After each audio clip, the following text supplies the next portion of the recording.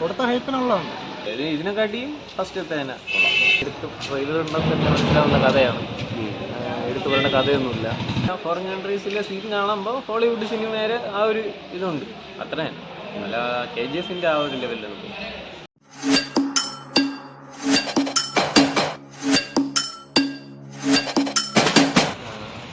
First half ഒന്ന് ഭയങ്കര ലാഗായിരുന്നു.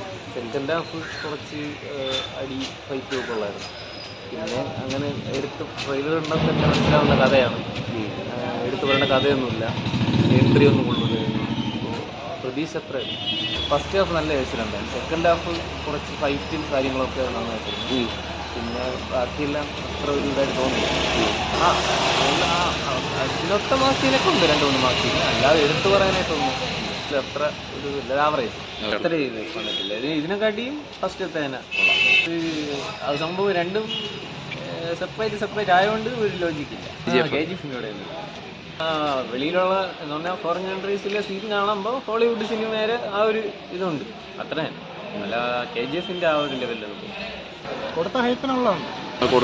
കൂടുതൽ ഇംഗ്ലീഷും മറ്റേ ബാക്കിയുള്ള ഭാഷകളും അങ്ങനെയൊക്കെ സംസാരം കുറേ പേർക്കൊന്നും മനസ്സിലാവില്ല, അല്ലെ സബ്ജക്റ്റ് അങ്ങനെ മനസ്സിലാവാത്ത ഉള്ളവർക്ക് ചിലപ്പോൾ കണക്ട് ആകാൻ കുറച്ച് പാടായി.